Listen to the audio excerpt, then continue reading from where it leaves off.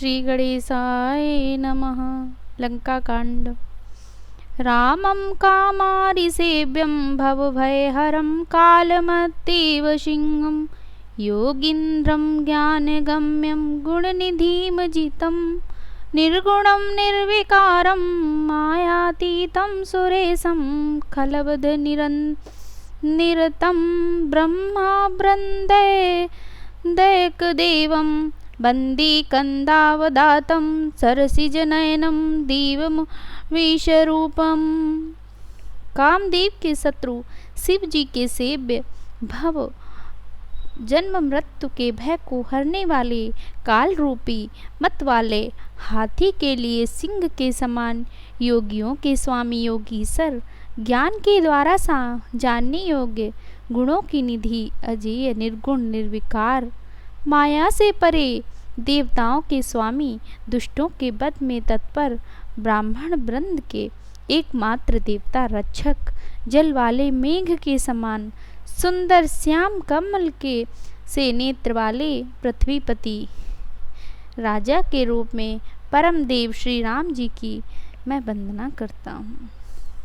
संखेद्वाभमतीव सुंदरतनुं शार्दूलचराम्बरं कालव्याल कराल भूषणधरं गंगास शांकप्रियं काशीसं कले कल्मष शौघशमनं कल्याणकल्पद्रुमं नौमि संयम गिरिजापति गुणनिधि कंदर्पहं शंकरम।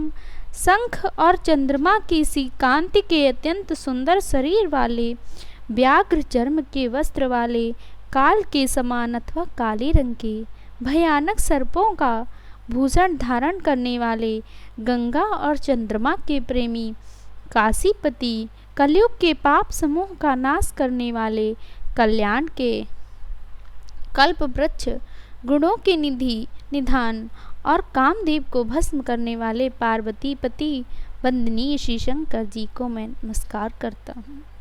यो ददाति सत्तां शंभो कैल्यमपि दुर्लभं खलानां दण्डकृघोषो शंकरः सं तनोतु मे। जो सत्पुरुषों को अत्यंत दुर्लभ कैवल्य मुक्ति तक दे डालते हैं और जो दुष्टों को दंड देने वाले हैं वे कल्याणकारी श्री शंभु मेरे कल्याण का विस्तार करें। लब निमेष परमानु जुग बरस कल्प सरचन भजसि न मन तहि राम को काल जासु को दंड। लब निमेष परमाणु वर्ष युग और कल्प जिनके प्रचंड बाण हैं और काल जिनका धनुष है, हे मन तो उन श्री राम जी को क्यों नहीं भजता।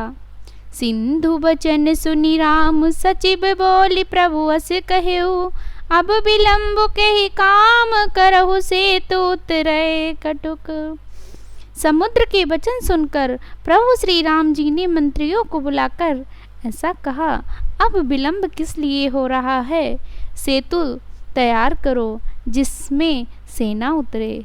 सुनहु भानुकुल के तो जामवंत कर जोरी कहे नाथ नाम तब सेतु नर चढ़ी भव सागर तरही। जामवान ने हाथ जोड़कर कहा, हे सूर्य कुल के ध्वजा स्वरूप कीर्ति को बढ़ाने वाले श्री राम जी सुनिए। हे नाथ सबसे बड़ा सेतु तो आपका नाम ही है जिस पर चढ़कर जिसका आश्रय लेकर मनुष्य संसार रूपी समुद्र से पार हो जाते हैं।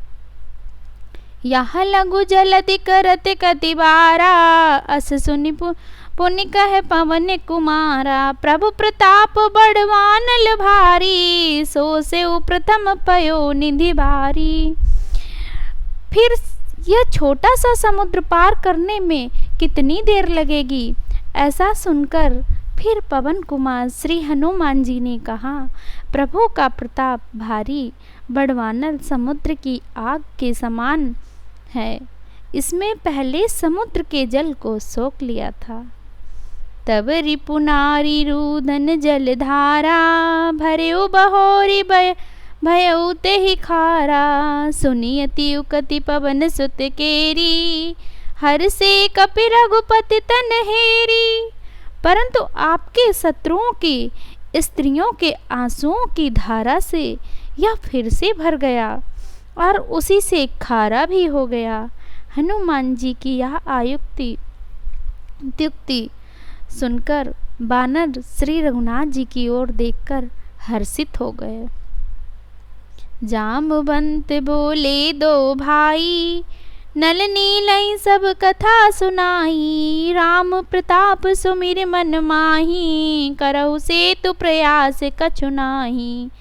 जामवान ने नल नील दोनों भाइयों को बुलाकर उन्हें सारी कथा कह सुनाई और कहा, मन में श्री राम जी के प्रतापों को स्मरण करके सेतु तैयार करो। राम प्रताप से कुछ भी परिश्रम नहीं होगा। बोल लिए कपिन कर बहोरी, सकल सुनो बिनती कछु मोरी। राम चरण पंकज उर धरऊं, कौतुक एक भाल कपि करऊं। फिर वानरों के समूह को बुला लिया और कहा, आप सब लोग मेरी कुछ विनती सुनिए। अपने हृदय में श्री राम जी के चरण कमलों को धारण कर लीजिए और सब भालू और बानर एक खेल कीजिए। धावहु मरिकट बिकट बरूथा, आनहु बिटप गिरन के जूथा। सुनि कपि भालु चले कपि हुहा, जय रघुबीर प्रताप समूहा। बिकट बानरों के समूह दौड़ जाइए और वृक्षों तथा पर्वतों के समूहों को उखाड़ लाइए। यह सुनकर बानर और भालू हु हुंकार करके और श्री रघुनाथ जी के प्रताप समूह की जय पुकारते हुए चले। अति उतंग गिर पादप, लीलहि लेहि उठाई। आन देहि नल नीलहि, रचहि जे ते सेतु बनाई। बहुत ऊंचे ऊंचे पर्वतों और वृक्षों को खेल की तरह उखाड़कर उठा लेते हैं और ला लाकर नल नील को देते हैं। वे अच्छी तरह गढ़कर सुंदर सेतु बनाते हैं। शैल विशाल आन कपि देहि, कंदुक इव नल नील तिलेहि। देख सेतु अति सुंदर रचना, बिहसि कृपा निधि बोले बचना।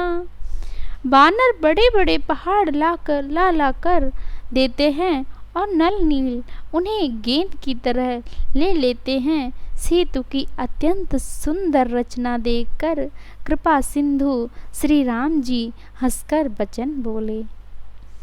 परम रम्य उत्तम यह धरनी, महिमा मित न जाय नहीं भरनी। करिहऊँ यहाँ शंभु थापना, मोरे हृदय परम कल्पना।